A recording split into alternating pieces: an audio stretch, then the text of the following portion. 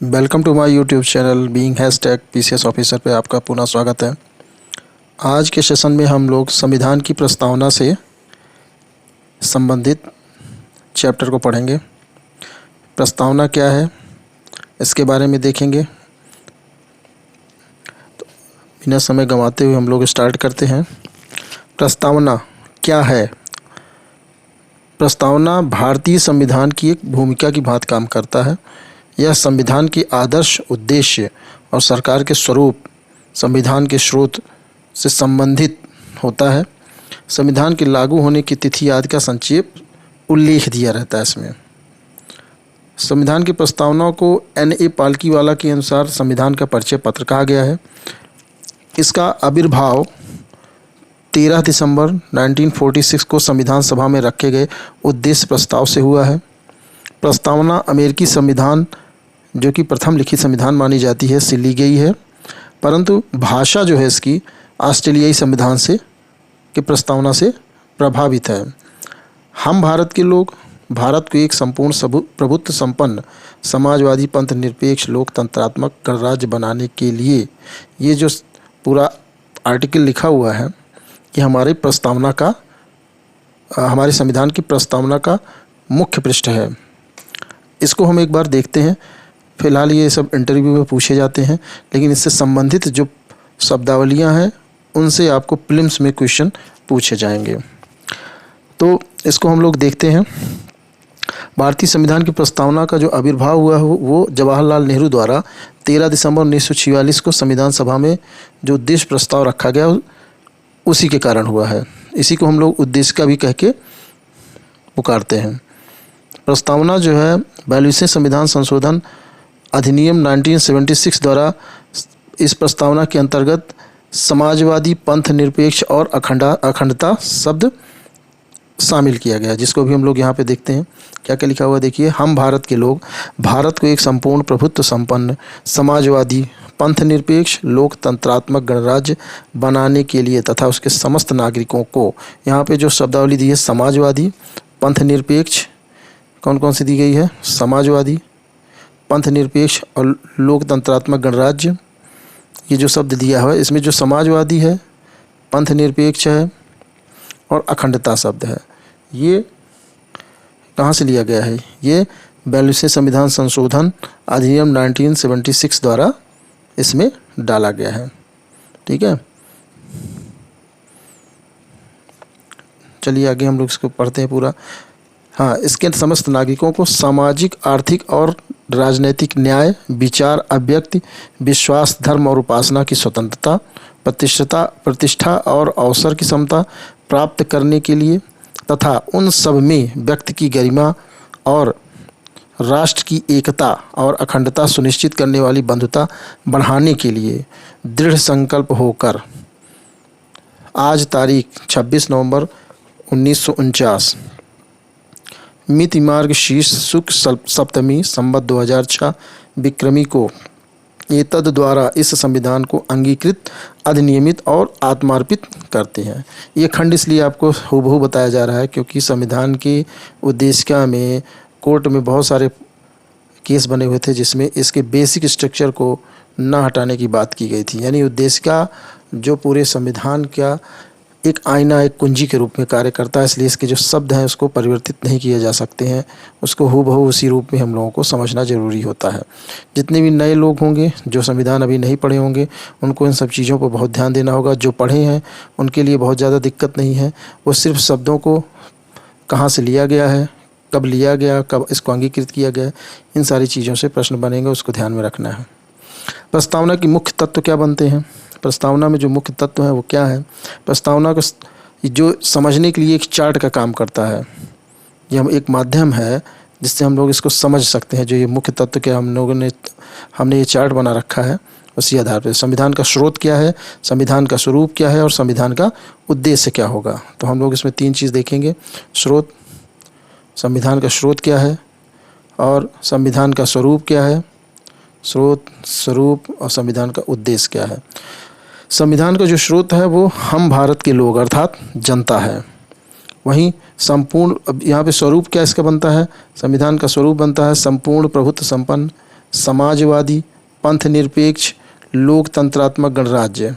पंथ निरपेक्ष और लोकतंत्रात्मक गणराज्य, ये है सब। इसी के साथ संविधान का उद्देश्य क्या होगा? इस संविधान का उद्देश्य क्या है? न्याय दिलाना, यानी कि ध्यान से इसको देखिए पहले। न्याय, स्वतंत्रता, अवसर की समता, राष्ट्र की एकता और अखंडता, राष्ट्र की एकता और अखंडता तथा बंधुता, ये इसका उद्देश्य है। तो न्याय हमें इसमें किन किन प्रकार का है? संविधान जो देने की बात करता है सामाजिक, आर्थिक और राजनैतिक। वहीं पर स्वतंत्रता, किस चीज़ें की स्वतंत्रता हमें चाहिए? विचार की, अभिव्यक्ति की, विश्वास की, धर्म और उपासना की। ठीक है, हमें कोई भी रिलीजन हम अपनाए हों और हम अपना उस धर्म को मान सकें, सम्मानपूर्वक उसके साथ हम रह सकें, ये हमें इसके लिए स्वतंत्रता देता है। अपने विचार को रख सकें, हम जो चीज़ है अपनी अभिव्यक्ति दे सकें, अपने विचार को किसी से आदान प्रदान कर सकें। ठीक है।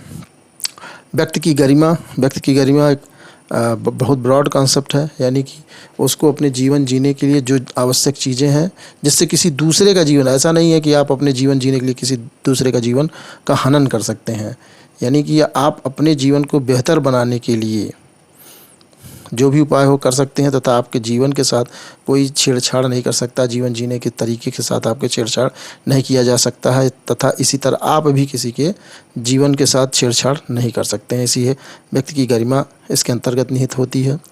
राष्ट्र की एकता और अखंडता, हम अपने राष्ट्र की एकता और अखंडता के खिलाफ कोई ऐसा काम नहीं करेंगे जिससे उसकी सिक्योरिटी, इंटरनल सिक्योरिटी या बाह्य सुरक्षा जो है खतरे में पड़े। और बंधुता, हमें एक दूसरे के साथ फ्रेटर्निटी या बंधुता के साथ जुड़े रहना पड़ेगा, एक दूसरे के साथ व्यवहार कुशल रहना होगा।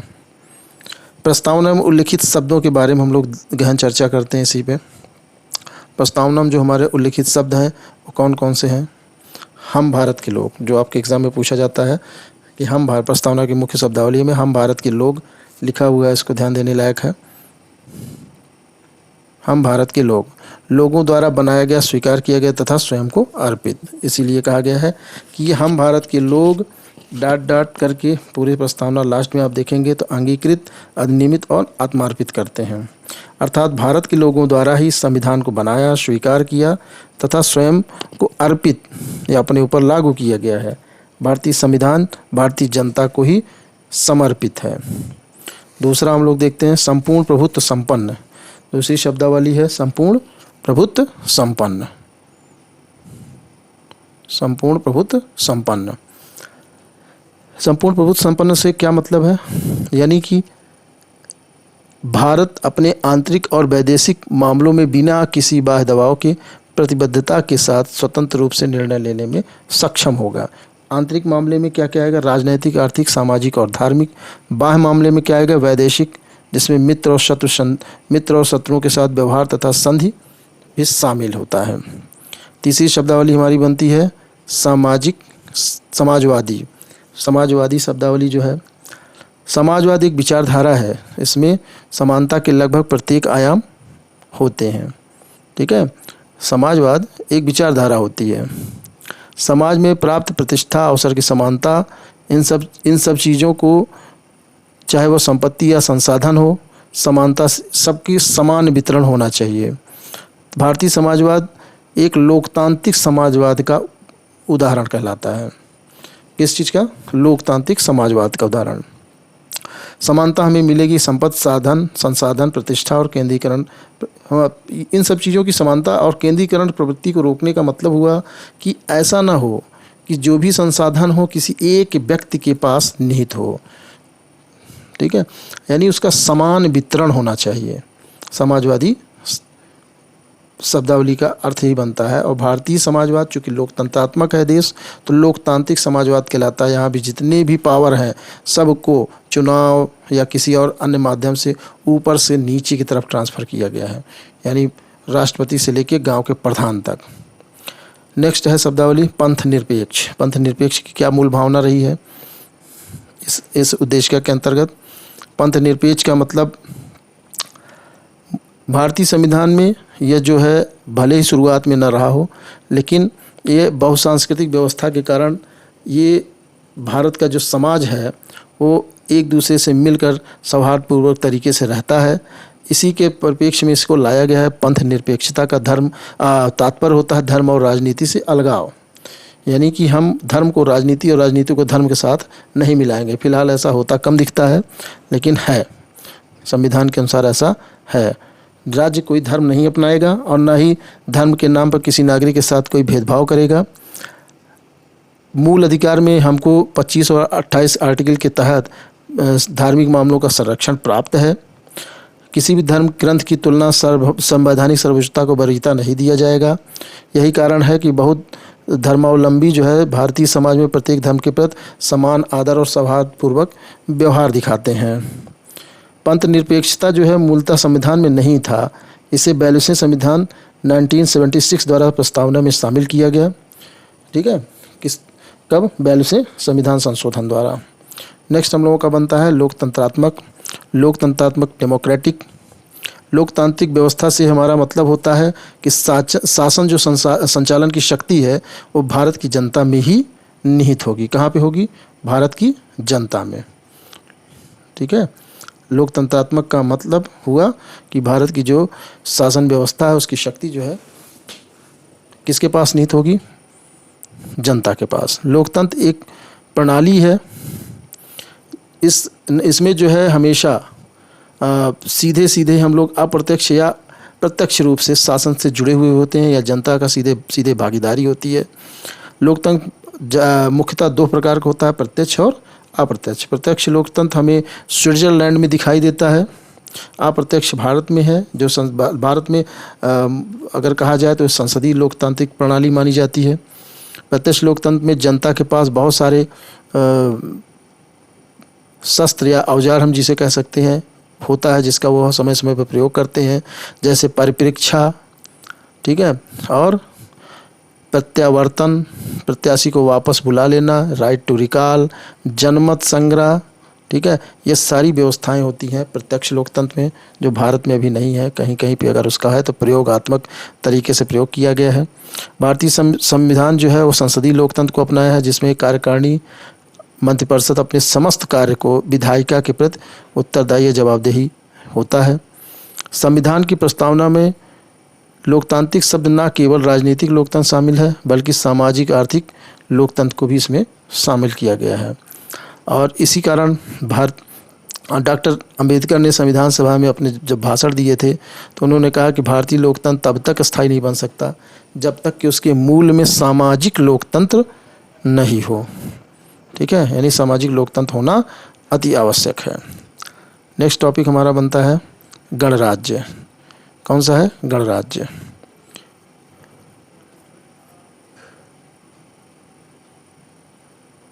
गणराज्य, रिपब्लिक। यह भारत का जो संवैधानिक ढांचा है उसके अंतर्गत रिपब्लिक शब्द को हम लोग देखते हैं।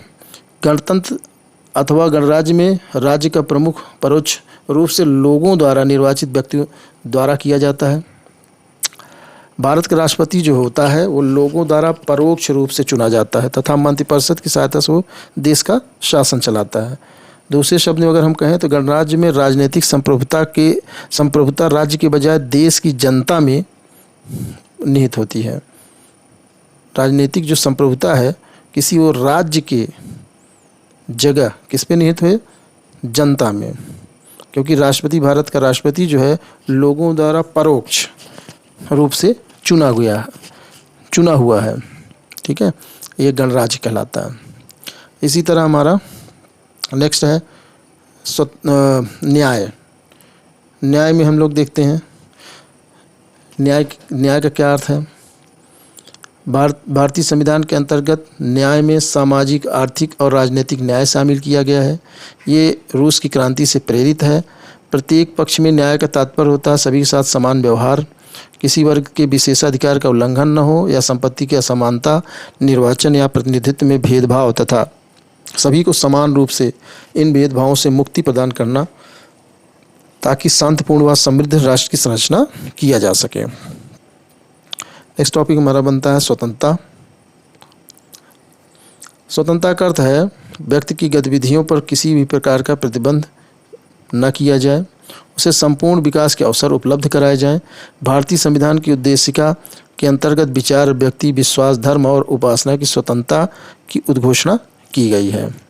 मूल अधिकारों के माध्यम से इन्हें सुनिश्चित किया गया है, यानी कि जो मूल अधिकार हमारे दिए गए हैं उसके तहत इसको प्रवर्तित कराया गया है तथा इन अधिकारों को न्यायालय में प्रवर्तनीय बनाया भी गया है। ये हमारा स्वतंत्रता का अधिकार है। समता का अधिकार, नेक्स्ट टॉपिक हमारा बनता है समता का अधिकार। बिना भेदभाव के प्रत्येक व्यक्ति को समान अवसर उपलब्ध कराना। समाज में जो भारतीय समाज है इसमें सामाजिक समानता, राजनीतिक समानता और आर्थिक समानता की बात की गई है। इसके अंतर्गत अनुच्छेद 14, 15, 16, 17, 18, अभी आपको अनुच्छेद जब पढ़ाया जाएगा तो हम उसको बताएंगे इसके अंतर्गत आता क्या है। समता के अंतर्गत 14, 15, 16, 17, 18 उसमें प्रस्तावना में जो दिया गया है प्रतिष्ठा के अवसर की समानता की बात की गई है, जिसमें से प्रत्येक नागरिक विधिक रूप से लिंग, वंश, जाति, धर्म आदि के आधार पर भेदभाव नहीं किया जाएगा। उसमें लोक नियोजन, ये सारी जो संविधान के अंतर्गत दिया गया है वो सारी बातें बताई गई हैं, जो को हम आर्टिकल पढ़ाते समय उसको आपको बताएंगे। अभी इन सब चीज़ों पे एक दर्शन है, ये संविधान का एक दर्शनात्मक विवरण है दिया जा रहा है आपको, उसको आप इस तरीके से भी पढ़ें। फिर आगे हम आर्टिकल में सब बाकी चीज़ें समझाएंगे आपको। फ्रेटर्निटी यानी कि बंधुता क्या है। सम्मान, भाईचारे का विकास, यानी भारतीय संविधान में एकल नागरिकता मौलिक कर्तव्य के माध्यम से बंधुता की भावनाओं को प्रेरित किया गया है। एकल नागरिकता का मतलब आप दूसरे देश के, दो देश, तीन देश की आपको नागरिकता नहीं, सिर्फ एक देश की नागरिकता मिल रही है। भारत देश के हैं तो आप भारत में ही रहेंगे और आपसी सौहार्द बना के रखेंगे। आपका जो प्रेम व्यवहार है किसी केवल एक राज्य के प्रति रहेगा, किसी और जगह, मतलब दो नागरिकता होने का मतलब क्या है कि आपको दो राष्ट्रों के बीच में डायलेमा की स्थिति उत्पन्न रहेगी। यानी आपको एक एकल नागरिकता दिए जाने से मतलब हुआ कि आप जिस देश के हैं उसी के ही वफादार रहेंगे। व्यक्ति की गरिमा, डिग्निटी, हर व्यक्ति का व्यक्तित्व पवित्र होता है और इसी के अनुसार पर मौलिक अधिकार में 21 के अंतर्गत आपको बहुत सारे रिट भी प्राप्त हैं। मौलिक अधिकार के अंतर्गत आपको दिया गया है मूल अधिकार के अंतर्गत आर्टिकल 21 के अंतर्गत। इसमें के.एम. मुंशी के अनुसार कहा गया है कि व्यक्ति के गौरव का अर्थ यह है कि संविधान न केवल वास्तविक रूप से भलाई तथा लोकतांत्रिक तंत्र की मौजूदगी सुरक्षित करता है, बल्कि यह भी जानता है कि वह व्यक्ति का व्यक्तित्व पवित्र है। ठीक है, के.एम. मुंशी के अनुसार कहा गया है। नेक्स्ट टॉपिक है राष्ट्र की एकता और अखंडता। राष्ट्र की एकता, unity and integrity of the nation. बहुलवादी सांस्कृतिक विरासत के साथ भारत की एकता और अखंडता को बनाए रखना एक बहुत बड़ी चुनौती थी। अतः मौलिक कर्तव्यों के तहत प्रत्येक नागरिक का कर्तव्य माना गया है कि वो अपने राष्ट्र की एकता और अखंडता को अक्षुण्ण बनाए रखें। इसी के लिए 42वें संविधान संशोधन के, जो कि 1976 में किया गया था, के आधार पर प्रस्तावना में एकता शब्द के स्थान पर एकता और अखंडता को जोड़ा गया। ठीक है, तो हम लोग इसको समझ लेते हैं। प्रस्तावना की हमारी जो दिया गया है भारतीय संविधान के अंतर्गत, उसे हम कुंजी के रूप में इस्तेमाल करते हैं। कोर्ट में समय समय पर इसके बारे में कहा गया है। प्रस्तावना हमेशा संविधान के विस्तृत विवरण का संक्षिप्त रूप होता है। यह संविधान की आत्मा भी कहलाती है, दर्शन को स्पष्ट करता है। देखिए, दार्शनिक जो विवरण है इस समय राज्य व्यवस्था की दार्शनिक विवरण पे ही हम डिस्कशन कर रहे हैं, फैक्चुअल चीज़ें पे नहीं है। अभी सब दर्शन, जो अगर आपसे मेंस में पूछा जाए कि भारतीय संविधान के में दार्शनिक विवरण क्या क्या हैं, तो इन सब चीज़ों को डालना पड़ता है। भारतीय संविधान की उपयोगिता बतानी पड़ेगी आपको, जिसमें राजनीतिक, धार्मिक, नैतिक मूल्य इत्यादि सब आते हैं। अगर इसको कहा जाए कि कुछ विद्वानों ने इस भारतीय संविधान की उपयोगिता के बारे में कहा है, जैसे अय्यर जी ने, कृष्ण स्वामी अय्यर जी ने कहा, संविधान की प्रस्तावना हमारे दीर्घकालिक सपनों की विचारधारा है। मुंशी जी ने कहा था कि के.एम. मुंशी जी ने कहा था कि हमारे संप्रभु प्रजातांत्रिक गणराज्य की एक जन्म कुंडली है। प्रस्तावना में हम क्या करेंगे, हमारा ध्येय क्या है और हम किस दिशा में जा रहे हैं, इसका उल्लेख होता है। इसलिए प्रस्तावना जो है वो कई बार कोर्ट में जा चुका है, जिसके अंतर्गत ये कहा गया है कि प्रस्तावना परिवर्तनीय है या संशोधनीय है या नहीं है। तो इसके अंतर्गत हुआ क्या, केशवानंद भारती बनाम राज्य में जो केस दायर किया गया था 1973 में, इसको कहा गया कि हाँ प्रस्तावना संशोधनीय है। वहीं पर बेरूबारी संघ द्वारा जो केस हुआ था, बेरूबारी संघ केस में 1960 में ये कहा गया कि संशोधनीय नहीं है।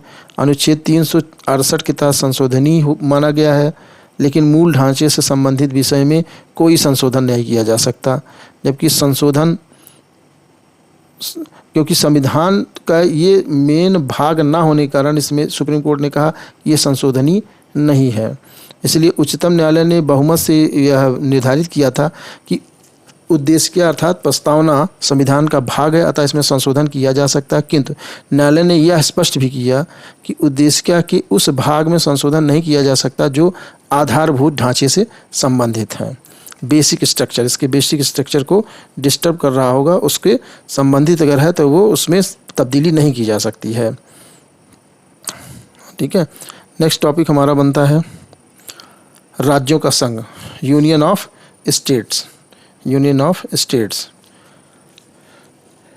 संघ, राज्यों का संघ। भारत जो है यूनियन ऑफ स्टेट, भारत संघ उसका राज्य क्षेत्र और उसके पुनर्गठन के बारे में अगर हम लोग इस टॉपिक में देखते हैं,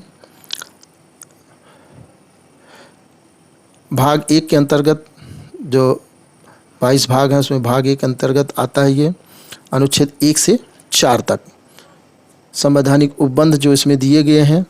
भाग 1 में अनुच्छेद 1 से 4 के अंतर्गत भारतीय संघ उसके राज्य क्षेत्र का वर्णन किया गया है।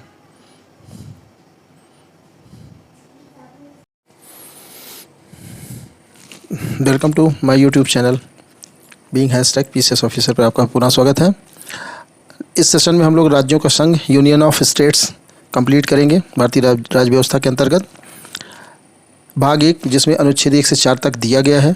1 से अनुच्छेद 4 तक बहुत सारे क्वेश्चन बनते हैं, यहाँ से वनडे एग्जाम से लेके IAS एग्ज़ाम तक आपको मिलेंगे। इसके अंतर्गत अनुच्छेद 1 में संघ का नाम और राज्य क्षेत्र है। संविधान के अनुच्छेद 1 में निर्धारित किया गया है कि भारत अर्थात इंडिया राज्यों का संघ होगा, जिसमें भारत शब्द देश का नाम व संघ शब्द शासन प्रणाली को दर्शाएगा। राज्य और उसके राज्य क्षेत्र वे होंगे जो पहली अनुसूची में विनिर्दिष्ट होंगे। राज्य क्षेत्र होंगे जो पहली अनुसूची में विनिर्दिष्ट होंगे। इसके अंतर्गत राज्यों का राज्य क्षेत्र, पहली अनुसूची और विनिर्दिष्ट संघ राज्य क्षेत्र, ऐसे अन्य राज्य क्षेत्र जो अर्जित किए जाए वही इस अनुच्छेद आर्टिकल के अंतर्गत आएंगे। इसमें सीधे क्वेश्चन पूछा जाता है कि अन्य राज्यों के क्षेत्र जो अर्जित किए जाएं वो किसके अनुच्छेद के अंतर्गत आएगा, अनुच्छेद 1 के अंतर्गत। राज्यों का जो संघ है इसमें राज्यों के मध्य कोई सौदेबाजी या समझौता नहीं होता है। जो शब्दावली दी गई राज्यों का संघ है, अर्थात कोई भी राज्य भारत से अलग होने के लिए स्वतंत्र नहीं है, इसीलिए इसे विनाशी राज्यों का अविनाशी संघ कहा गया है। अब हम लोग पढ़ते हैं अनुच्छेद 2, नए राज्यों का प्रवेश या स्थापना। ये किस आर्टिकल के अंतर्गत आएगा, आर्टिकल 2 के अंतर्गत। इसमें संसद जो है विधि बनाकर ऐसे निर्बंध और ऐसे शर्तों पर जो वह अच्छा समझे या ठीक समझे नए राज्यों का प्रवेश या उसकी स्थापना कर सकती है। अनुच्छेद 2 के अंतर्गत संसद को 2 प्रकार की शक्ति प्राप्त है। पहला, नए राज्यों को संघ में शामिल करने की शक्ति, और दूसरा, नए राज्यों को स्थापित करने की शक्ति। पहले का संबंध उन राज्यों से होता है जो पहले से विद्यमान है, दूसरे का उन राज्यों से संबंधित जो पहले से स्थापित हैं परंतु भारत संघ में शामिल नहीं है। यानी ऐसे जो हैं, यानी क्या समझ में आ रहा है, इसे कहने का मतलब है कि कुछ ऐसे जो पहले से विद्यमान हैं और कुछ ऐसे जो अभी विद्यमान तो हैं भारत, लेकिन भारत के संघ में शामिल नहीं है, उनको संघ में प्रवेश या स्थापना करने का जो अधिकार होता है संसद के पास होता है, और वो संसद किसके अंतर्गत देता है, अनुच्छेद 2 के अंतर्गत। यानी प्रथम क्या है, नए राज्यों को संघ में शामिल करना, दूसरा नए राज्यों को स्थापित करने की शक्ति। ठीक है, अनुच्छेद 2 के अंतर्गत संसद किसको प्राप्त है, संसद को प्राप्त है। आर्टिकल 3, नए राज्यों का निर्माण और वर्तमान राज्यों के राज्य क्षेत्र या सीमाओं में परिवर्तन। इसमें देखिए ध्यान से, ये पूछा जाता है किस आर्टिकल के अंतर्गत क्या, ऐसे सीधे सीधे प्रश्नावली पीसीएस में आ चुका है। नए राज्यों का निर्माण तथा वर्तमान राज्यों के क्षेत्रों या सीमाओं या नामों में परिवर्तन, ये पूछा गया है क्या सीमा या नामों में, यानी कि नए राज्य के नामों में जो परिवर्तन है वो किस आर्टिकल के अंतर्गत किया जा सकता है, तो आर्टिकल 3 के अंतर्गत ये पूछा गया है। इसमें किसी भी राज्य क्षेत्र को उसको अलग कर 2 या 2 से अधिक राज्यों या राज्यों के भागों को मिलाकर या किसी राज्य क्षेत्र को किसी राज्य के भाग से मिलाकर नए राज्य का निर्माण कर सकती है। क्या क्या कर सकती है इसके अंतर्गत? क्षेत्र को अलग करना, 2 या 2 से अधिक राज्यों को मिलाकर या किसी राज्य क्षेत्र को किसी राज्य के भाग से मिलाकर नए राज्य का निर्माण। बहुत जरूरी है, शब्दावली पर ध्यान देने लायक है इसमें। नेक्स्ट, इसमें क्या बात कही गई है? किसी राज्य के क्षेत्र को बढ़ा सकती है, किसी राज्य के क्षेत्र को घटा सकती है और किसी राज्य की सीमाओं में परिवर्तन कर सकती है, किसी राज्य के नाम में परिवर्तन कर सकती है। ये इम्पॉर्टेंट है इशारा, यानी कि सीमा में, नाम में परिवर्तन तथा क्षेत्र को घटाना बढ़ाना तथा 2 से अधिक राज्यों को मिलाना या राज्य क्षेत्र के किसी राज्य के भाग को काटकर नए भाग में मिलाकर नए राज्य का निर्माण करना, ये सब आर्टिकल 3 के अंतर्गत आता है। इसमें सीधे सीधे पीसीएस में क्वेश्चन नाम परिवर्तन से पूछा गया है कि नाम में परिवर्तन किस आर्टिकल के थ्रू किया जा सकता है। अनुच्छेद 4 के बारे में हम लोग देखते हैं। आर्टिकल 4 के अनुसार अनुच्छेद नए राज्यों आर्टिकल 2 तथा अनुच्छेद 3 द्वारा किए गए संशोधन अनुच्छेद 368 के तहत संविधान संशोधन नहीं माना जाएगा। इसके बारे में कहा गया है, यानी कि इस अनुच्छेद के अनुसार नए राज्य का प्रवेश या गठन, जो कि अनुच्छेद 2 के अंतर्गत आता है, नए राज्यों का निर्माण, सीमा, क्षेत्र और नाम में परिवर्तन, जो कि अनुच्छेद 3 के अंतर्गत आता है, संविधान के अनुच्छेद 368 जो कि संविधान संशोधन से संबंधित है, नहीं माना जाएगा। बहुत इम्पॉर्टेंट है, इसको ध्यान देना जरूरी है। कुछ नोट हैं जो इम्पॉर्टेंट हैं प्रीलिम्स या वनडे एग्ज़ाम के लिए, उसको ध्यान से देखिए। संबंधित कोई भी विधेयक, उपरोक्त ऊपर से जितनी भी संबंधित विधेयक हैं वो राष्ट्रपति की पूर्व मंजूरी से ही संसद में प्रस्तुत होगा। पहला बहुत इम्पॉर्टेंट है, किसी भी राज्य क्षेत्र के क्षेत्र सीमा नाम को प्रभावित करता है तो विधेयक राष्ट्रपति द्वारा संबंधित विधानमंडल को भेज देगा। जो भी अगर मान लीजिए 2 राज्यों के बीच में नए राज्य की स्थापना है या किसी राज्य के से संबंधित उसके भूभाग को काटना है, जोड़ना है, नाम हटाना है, नाम नया डालना है, तो इससे जो भी संबंधित होगा वो राज्य, उसके लिए विधेयक उसके विधानमंडल को भेज देगा। परंतु राष्ट्रपति राज्यमंडल का मत जानने हेतु बाध्य नहीं है तथा दिए गए मत को स्वीकार या अस्वीकार भी कर सकता है। यानी वहाँ पर वो भेज रहा है और भेजने के बावजूद उसको ये प्रिविलेज है या अधिकार है कि वो उसकी बात को माने या ना माने, स्वीकार करे या ना स्वीकार करे, और उसके मत को जानने के लिए बाध्य नहीं है। संसद अपने अनुसार भारत के मानचित्र का पुनः निर्धारण कर सकती है और संसद जो है अपने ही अनुसार भारत की मानचित्र का पुनः निर्धारण कर सकती है। इसी कारण भारत को विनाशी राज्यों का अविनाशी संघ कहा जा सकता है। देख रहे हैं केंद्रीकरण की प्रवृत्ति यहाँ पर शो होती है। केंद्रीकरण का मतलब हुआ कि यद्यपि सारे हमारे अधिकार दिए गए हैं, उसका डिसेंट्रलाइजेशन हुआ है, परंतु उसके बावजूद भी एकीकरण के लिए केंद्रीकरण की ये अनुच्छेद जो है दर्शाते हैं कि हम किसी भी तरीके से संघ से अलग नहीं हो सकते हैं, अर्थात विनाशी राज्यों का अविनाशी संघ ये बनता है। ठीक है, अगर ये वीडियो आप लोगों को बहुत अच्छा लगता है तो इसको शेयर करें, लाइक करें और कोशिश करें कि सब्सक्राइबर बढ़ें। सब्सक्राइबर जितने बढ़ेंगे हमारे लिए उतने इस कंपटीशन की भावना में, इस कंपटीशन के माहौल में चैनल को ग्रो करने में बहुत ही आसानी होगी। आप लोगों से इतनी आशा है कि अगर अच्छा लगता है तो चैनल को सब्सक्राइब, लाइक और इसका शेयर ज़रूर करें, क्योंकि जितने आप शेयर करेंगे उतने हमारे लिए लाभदायक होगा। नेक्स्ट टॉपिक हम लोग पहुंचते हैं नागरिकता पर। जब हम नागरिकता के लिए नोट्स हमारे अपने जो नोट्स तैयार हैं उसके आधार पर आपको पढ़ाते हैं फिर अगले वीडियो में। तब तक के लिए धन्यवाद।